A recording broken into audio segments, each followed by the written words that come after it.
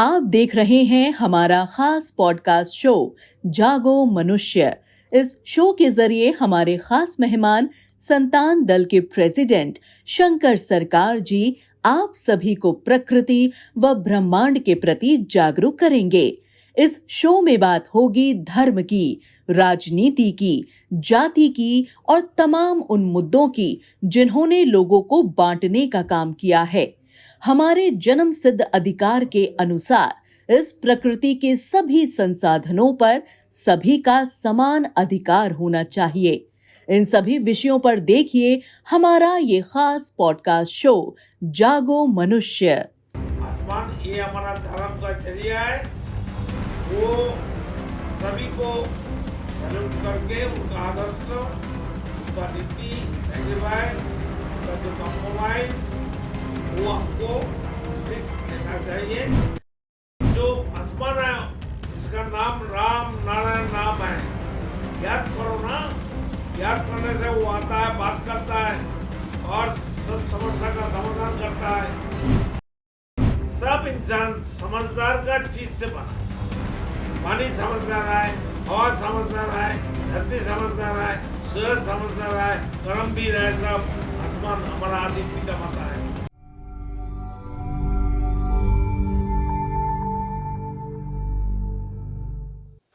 राम नारायण राम। हमारे खास podcast show जागो मनुष्य में आपका स्वागत है। मैं हूं आपके साथ आयुषी और मेरे साथ मौजूद हैं संतान दल के यूनिवर्सल प्रेसिडेंट शंकर सरकार। राम नारायण राम सर। राम नारायण। तो हम शिक्षा को लेते हुए अगर हम बात करें तो प्रकृति से कैसे जुड़ सकते हैं, क्योंकि जैसे आपने कहा कि हम देख कर मेरा समझते हैं। गुरुजी जब बचपन में 4 साल में गुरुजी का पापा गुरुजी बालक ब्रह्मश्री वीरेंद्र चक्रवर्ती को लेके स्कूल में जबरदस्ती लेके गया जी। बोलते हम स्कूल में जाके क्या करेंगे, दुनिया को हम पढ़ा सकता है, ज्ञान दे सकता है, और तू कैसे ज्ञान देगा, 4 साल का बेटा है, चल स्कूल जाना पड़ेगा। तो स्कूल लेके गया। तो उस टाइम में क्या होता है, केला का पत्ता में लिखना पड़ता है जी। तो केला पत्ता तो बगल में ला के पीछे से गाय आके उसको खा लिया। स्कूल का अंदर घुसा तो पापा बोलते तेरा किताब कहाँ है, केला का पत्ता कहाँ है, बोला तो गाय खा लिया। तो देखा नहीं, तो क्या करेंगे, उसको भूख गया, खा लिया। फिर मास्टर का सामने ले गया। मास्टर का पूछा स्टूडेंट को, तुम्हारा नाम क्या है? वो कहते हैं मेरा नाम तो पिता माता का दिया हुआ नाम है बालक वीरेंद्र चक्रवर्ती।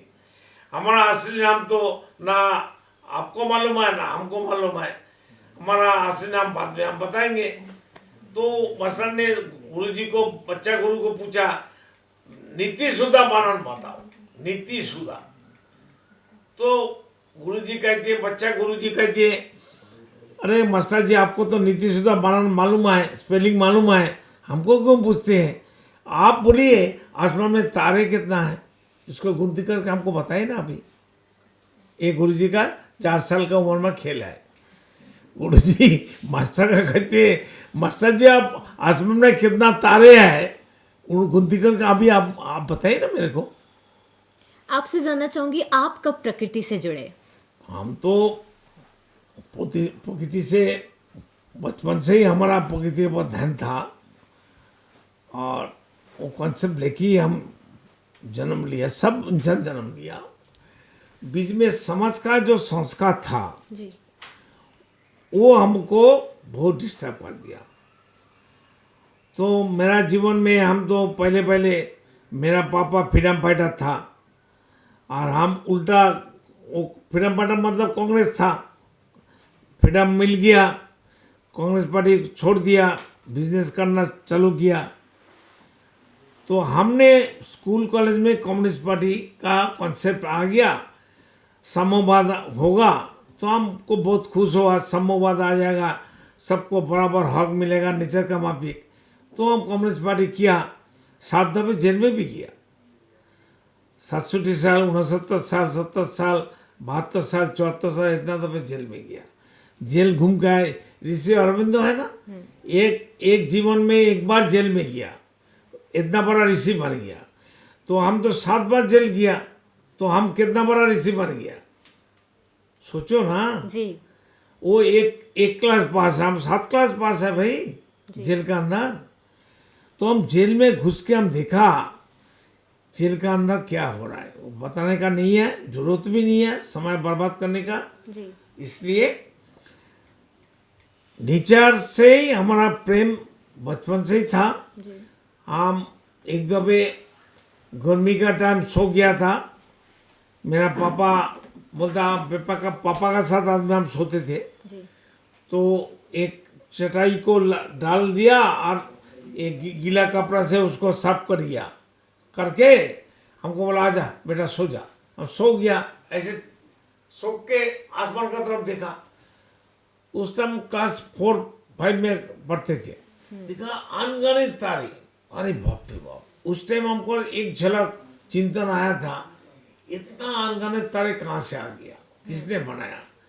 फिर हमको नींद आ गया, हम सो गया, हम तो भूल गया। तो धीरे धीरे नेचर बेस, हमारा गुरुजी नेचर का बेस बात करना शुरू किया। जी। 72 साल में हमको दीक्षा मिला, जी उसने हमको कॉन्सेप्ट दिया नेचर का कॉन्सेप्ट। मेरा गुरुजी बोलते हैं कोई देव देवी का पूजा पाठ मत करो, तुम खुद का पूजा करो, खुद को प्यार करो, खुद अच्छा बनो और अच्छा खाओ, जो तुम्हारा विवेक कहते हैं वो काम करो। विवेकी हम है, विवेकी आसमान है, विवेकी प्रकृति है, विवेकी तुम्हारा धर्म है, उसको मानो, सीखो, उनको दिल में बसाओ। जैसे प्रकृति किसी में भेद नहीं करती है, बराबर सबको सब कुछ बांटती है, लेकिन शिक्षा ऐसी चीज है जो आज भी हमारे समाज में सबको बराबर नहीं मिलती है। तो मैनमेड शिक्षा है, तो मैनमेड हर चीज बदलना चाहिए। जी मैनमेड हर चीज, कोई भी कॉन्सेप्ट हो, चाहे एजुकेशन हो, मेडिकल हो। देखिए बीमारी होता है इसलिए दवाई बनाया, फैक्ट्री बना। बीमारी ना हो, कभी नहीं होना चाहिए, इसके बारे में तो कोई चिंतन नहीं किया, रिसर्च नहीं किया। क्यों नहीं किया? मोदी को बोलिए ना बीमारी नहीं होना चाहिए, इसके बारे में रिसर्च करिए। हम तो जानते हैं क्या करना चाहिए, हमको तो बुलाता नहीं है, कोई बुलाता नहीं है। वहाँ जाके देखेगा मरने का बाद साहब जी हम कौन है वो कौन है, हमको चैलेंज करता हूँ। क्यों? मेरा पापा को बोला था, वो तो विराम बेटा थे, हमसे लड़ाई होता था बहुत चीज़ से। 2008 साल की नस्ल में घर में लड़ाई हुआ था, कम्युनिस्ट पार्टी का बात, वो फ्रीडम फाइटर था, कांग्रेस गवर्नमेंट का सोच उसका दिमाग में थे। तो पापा को हम बोला कि तुम्हारा गुरुजी का काम हम करेगा नहीं, हमको अच्छा नहीं लगता है, वो कॉन्सेप्ट अच्छा नहीं है। वो उनका गुरुजी था सर्वानंद जी। जी तो बातों बातों में लड़ाई हुआ। पिताजी बोलता है तेरा माँ बेटा नहीं होना ही अच्छा था, जो पिता का ऊपर बात करता है। तो हम बोले पापा आप कुछ भी करिए, मरने के बाद आपका मुक्ति मेरा हाथ में है, मैं ही मुक्ति दूंगा आपको। बातों में हम बोल दिया, क्यों बोला वो हमको मालूम नहीं है, लेकिन हकीकत क्या हुआ, जब 2003 साल में मेरा पापा मर गया, गुजर गया, तो 97 में बात हुआ था। 2003 साल में पिताजी गुजर गया, तो हम इंटीरियर बंगाल में कलकत्ता हार्ट ऑफ सिटी में एक हमारा 3 मंजिल का ऑफिस है, हम ग्राउंड फ्लोर में बैठा था। तो मेरा सामने टेबल है, हम यहाँ बैठा है, तो एक बंदा आने वाला है, ऊपर में भी ऑफिस है, नीचे और बाजू में सब रूम है, ऑफिस है। तो हम बैठ के थोड़ा मेडिटेशन कर रहे थे आँख बंद करके। जी तो हम देखते कोई बंदा टेबल के नीचे से आके हमारा पाँव पकड़ लिया। तो मैं पाँव पकड़ लिया, हम बोलते कौन है भाई? हम दिखता है आदमी खड़ा हो गया, वो भी नंगा है, कपड़ा वपड़ा नहीं है। हम देखते मेरा पापा है। अरे पापा आप 1 मिनट में बस चला गया। तो हम समझ गया, गुरुजी ने बोला देख अभी तो बेटा का पास जा, वो बताया ना तेरे को मुक्ति वो देगा, मैं कुछ नहीं कर सकता। पापा आया, मैंने से पाँव पकड़ लिया, बताने के लिए शर्म आता है मेरे को, लेकिन ये हकीकत है, ये हकीकत है। तो चलो कोई बताने का बात नहीं है। मरने का बात कोई किसी का नहीं है। जी कोई कौन ऊंचा कौन छोटा हो तो बात की बात है। अभी जो प्रधानमंत्री है, जो जवाहरलाल अभी प्रधानमंत्री था जी थोड़े दिन पहले, तो जब मर गया वो चूहा बन के जन्म लिया, मालूम है? चूहा। जवाहरलाल मरने का बाद विद इन 7 days 7 दिन का अंदर चूहा बन के जन्म लिया। अब महात्मा गांधी को जिसने मारा, नाथूराम गौड, उनको फांसी जब हुआ, साथ साथ रॉकेट का माफी को भाग गया जहां से आया हुआ, उनको मुक्ति मिल गया। महात्मा गांधी का 5 दिन के अंदर मौत होने का बाद गोली खाया, मौत हो गया, 5 दिन का अंदर जन्म लिया। वो जो फॉग होता है ना, क्या मेंढक हो गया। अगर जवाहरलाल महात्मा गांधी का ये हाल होगा, आम आदमी का क्या हाल होगा, मेरा क्या हाल होगा? ये चिंतन में हम बहुत फंसा हुआ है। तो इतना पूजा करने वाला महात्मा गांधी, जवाहरलाल पहला प्रधानमंत्री, चोर प्रधानमंत्री, उनका खानदान को छोड़ के गया। राहुल बाबा फिर प्रधानमंत्री बनने के लिए कोशिश कर रहा है, धोखा दे रहा है, विदेश में 4 शादी करके रखा है, फिर यहाँ एक लड़की को फंसाया। टीवी में, यूट्यूब में हम देखता है, सब हो रहा है जी। तो देखो उसका खानदान, इंदिरा का मौत हो गया, गोली से मार दिया सिक्योरिटी। राजीव गांधी को मार दिया जी। वो साउथ इंडियन का लड़की ने, उसने बम मार के खत्म कर दिया। तो राहुल, प्रियंका, बड्डा, ये सब मरने वाला है। ये धरती में लूटने के लिए ये लोग बाहर का खून है। राहुल, सनिया सब बाहर का खून है, बाहर जाने बोलो ना। बहुत लूटा है उनका दादी ने, उनका दादी का पापा ने। उनको लेके जो है, जाओ भाई बाहर जाओ, इटली चले जाओ, इटली से तो आया, इटली का खून है। क्या जरूरत है राहुल को यहाँ रहने के लिए? राहुल का पीछे जो जो भागेगा सबको मरना है, मुक्ति किसी को नहीं मिलेगा। आई कैन चैलेंज, चाहे गंगासागर में जाओ, चाहे कुंभ मेला में जाओ, हम तो रहेंगे वहां, हम देखेंगे किसका किसका मुक्ति मिलता है। I can challenge. इस पे जानना चाहूंगी कि राहुल गांधी के पीछे जाने वालों को मुक्ति क्यों नहीं मिलेगी? क्यों? उनको मालूम है कि जवाहरलाल का परिवार, इंदिरा का परिवार, राजीव गांधी का परिवार धरती का लूटा है, कुछ नहीं किया।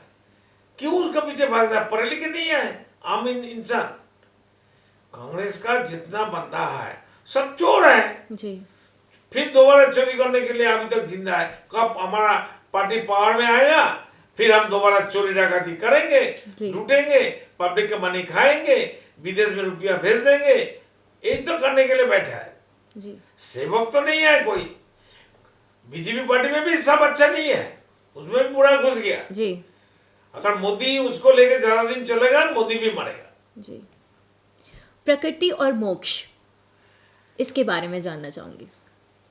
जो प्रकृति का रेपराइट करता है हर रोज सुबह से शाम तक, तो प्रकृति का माफिक हम लोग को भी रेपराइट करना चाहिए। नेचर बेस होना चाहिए जी। कॉन्सेप्ट, सोच, चिंतन हमारा नेचर का बेस होना चाहिए।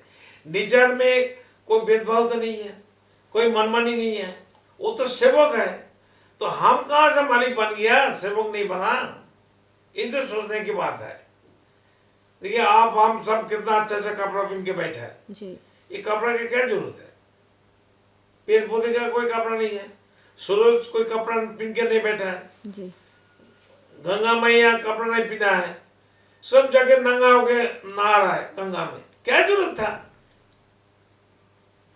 हमारा शरीर में जो खून है वो पानी नहीं है, 70% पानी है जी। वो फिल्टर पानी, वो तो आधी गंगा है जी। तो उसमें हम लोग तो अंदर ही अंदर हर रोज हम कुंभ मेला का माफी नहाते हैं। जी। फिर बाहर का नहाना क्या जरूरत है? जी। जो सुबह मंदिर में जाता है पूजा पाठ करने के लिए, तो पूजा पाठ होने के बाद नहा के घर घुसता है, तो मंदिर में सब छोड़ के आता है क्या? जी। पेट में तो 1-2 किलो पड़ा रहता है। जी। बहुत बहुत शुक्रिया सर हमारे साथ इस खास प्रोग्राम में जुड़ने के लिए, और साथ ही साथ हमने इस पॉडकास्ट में कई तथ्यों पर बात की, एजुकेशन के साथ साथ प्रकृति, शिक्षा, मोक्ष कैसे ये सब एक दूसरे से जुड़े हुए हैं इस पर भी हम जाने आपसे। इसके लिए बहुत बहुत शुक्रिया सर इस पर प्रकाश डालने के लिए। और आज के इस एपिसोड को हम यहीं ख़त्म करते हैं। फिर एक नए टॉपिक के साथ, एक नए फैक्ट बेस ज्ञान के साथ आपके सामने हाजिर होंगे। तब तक के लिए राम नारायण राम। राम राम।